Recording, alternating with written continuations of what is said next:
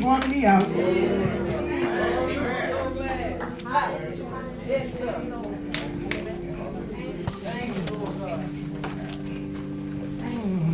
Hallelujah. Hallelujah. Hallelujah.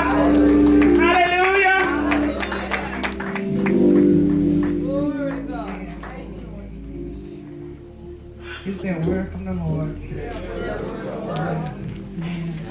We're going to be coming out of John, the 5th chapter. Amen. You have it.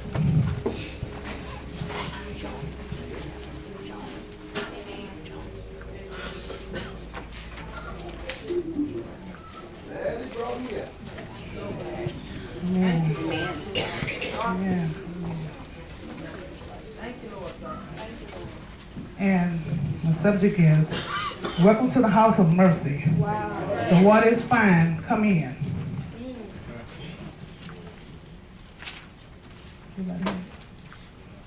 Amen. Welcome to the house of mercy. The water is fine. Come in. Amen. In John the 5th chapter, it's talking about the pool of Bethesda. And it's talking about when the water was troubled, but we're not going to focus on that. What we're going to focus on is about at the pool, the man was for sick people. And the man was impotent. He was sick for 38 years. And God healed him.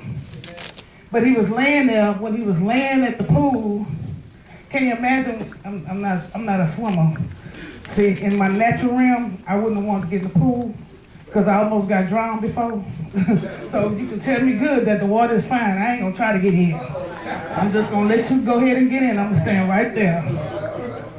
But when he was just laying there, he had been sick for 38 years. And that's a long time to be sick.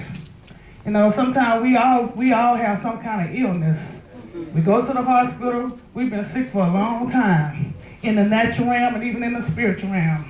And sometimes even in the natural, your natural body be sick because of some things you have done spiritually. You know, you disobedient, you have unforgiveness in your heart. Then you wonder why. I can imagine that man laying there. He could have had unforgiveness in his heart. He could have been worried. He could have had a stroke. We don't know what it was, but we know that he was sick. You know, just like the other sick folks at the that was in there getting in the pool. Well, it was talking about when they went into the pool, the angel troubled the water, and whoever stepped in first would get healed. Well, this man sitting here, laying here for 38 years, you know, we're not saying he was there that long, but however long, every time the water get trouble, he just laying there, somebody always will step before him. Just think about it, next week is Thanksgiving, and all them people that's going to be at the store in the line, waiting to get in the store to go get their merchandise. They might go there like about Thursday night, after they had Thanksgiving, to be there for Friday morning. That's a long time to be waiting and not even knowing if you're going to get your merchandise or not. So we have to think about it in the spiritual and as well as in the natural. We're going to go ahead and get to the scripture, which is the 5th chapter, the 6th verse. It says, when Jesus saw him lie, knew that he had been now a long time in that case, he said unto him, without me made whole. Jesus asked the question, verse 7, the man answered the question. His response was, the impotent man answered him, Sir, I have no man when the water is troubled to put me into the pool. But while I am coming, another stepped down before me. So that just let us know that we be in line, waiting, then somebody come right along the step. But that man began to make excuses. It was just an excuse. Okay, in verse 8, Jesus said unto him, Rise, take up thy bed and walk. Well, the man got up, started walking. and was going on his merry way. He was gone. He was excited because he had been in that state for so long. And I'm not going to be with you. I'm not going to be before you very long, so y'all better catch it while you can. It's going to be short and quick.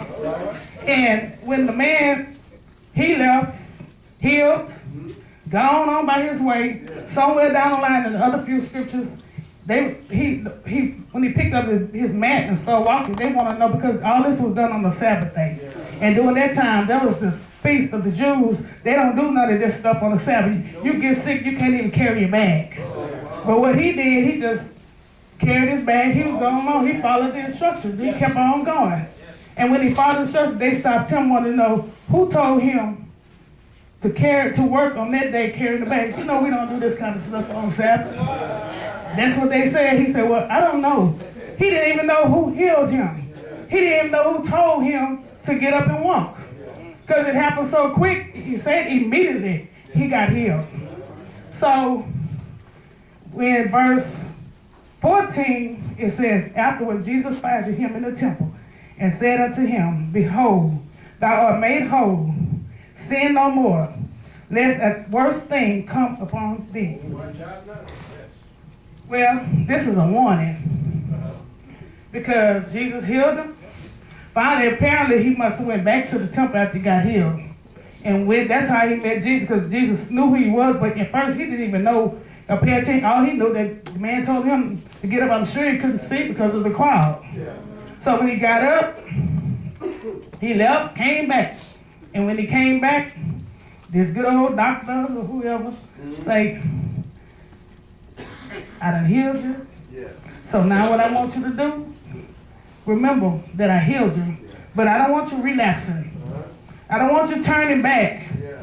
I done healed you. Don't even look back. Yeah. Because if you do that, it might be worse. So you got healed this time. The next time you might not make it. So that just let us know, like I said, be short, quick, and simple. And I pray that somebody get this. And it's about, that was what was going with the man naturally about it. But think about us spiritually. I have a question. Do you want to be healed?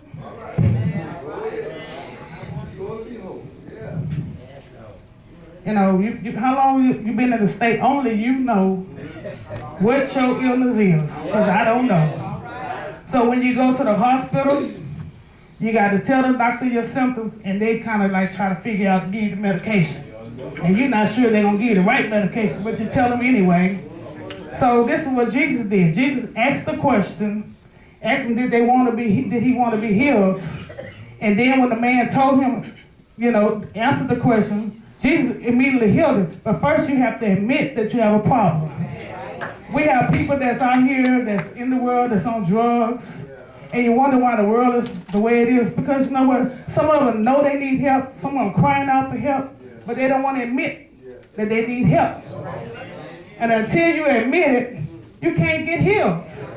You can't get delivered if you don't admit that you need a deliverance. We can come into church 24/7. Some of us do it all the time. Some of us might not even come to the altar because people tell us to come to the altar. You have to want to come to this altar for yourself. You have to want to get healed for yourself. Because only you know what you're in need of. I don't know. The pastor don't know. Only you know and God knows. So that's why we have to go to him and tell him what we need. Because he already know we need, but he wants us to open up our mouth and tell him what we need. So we can get healed immediately. Next question is, like the man just laying there, how long will you stand in the state that you're in? You know the condition you're in. How long are you going to stay in that state? You know, I think about when I first gave my life to the Lord, well, I did it many times. I relapsed so many times. I can't give count because, you know, we do that. I remember one time, I kept saying I want to come to the Lord, but I don't want to come until I get it right. We'll never get it right, people. You waiting to get it right, we ain't going to get it right. The Lord knows our heart true enough, but we have to do our part. And my cousin, I remember my cousin, she told me, she said, Sharonda, you just got to be honest. Honest with God. Because guess what? I didn't want to stop smoking weed. I didn't want to quit going to the clubs. I didn't want to stop doing none of that stuff. I didn't want to because I enjoyed doing it.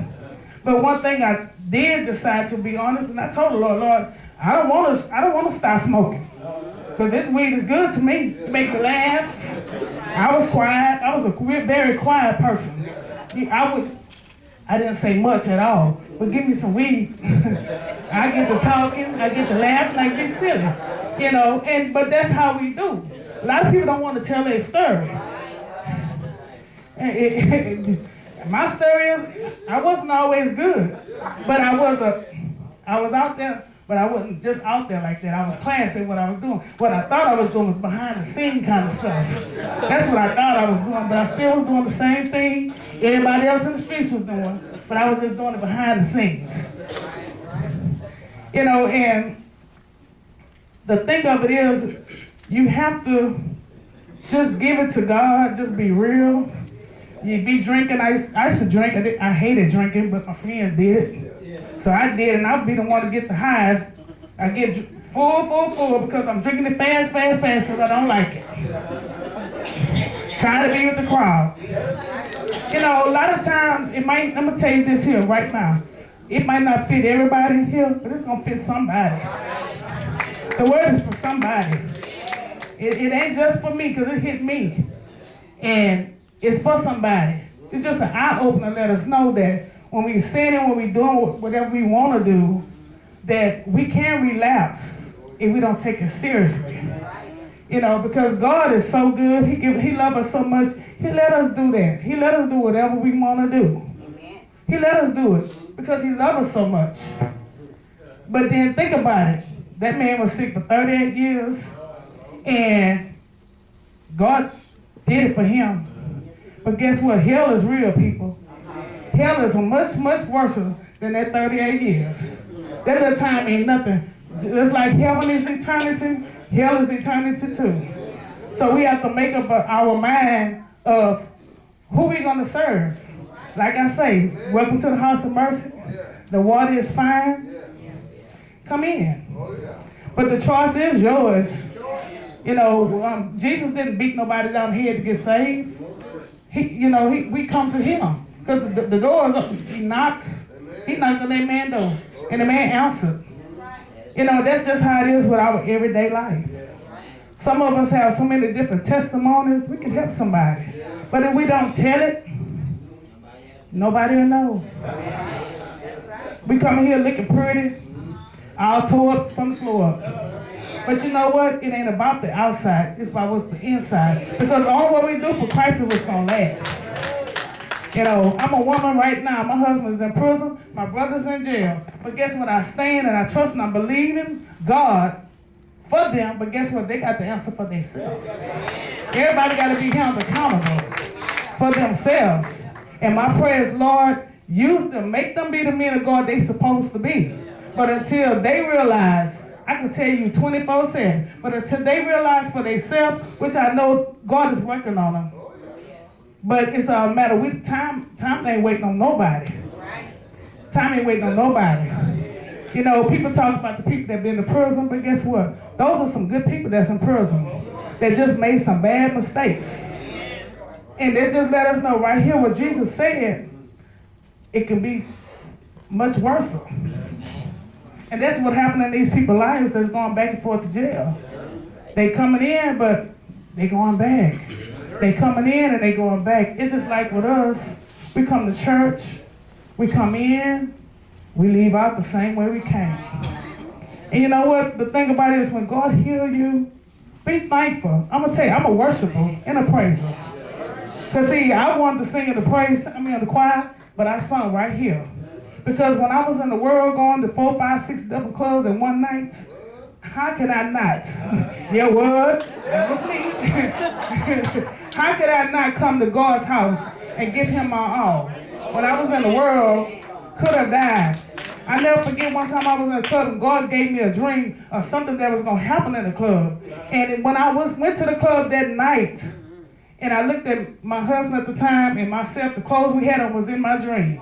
But if I wouldn't have left that night, I told him, I said, we got to go. We got to go. That night when I left, somebody got killed in that club. So God will give you a warning. But what are we going to heed to the warning?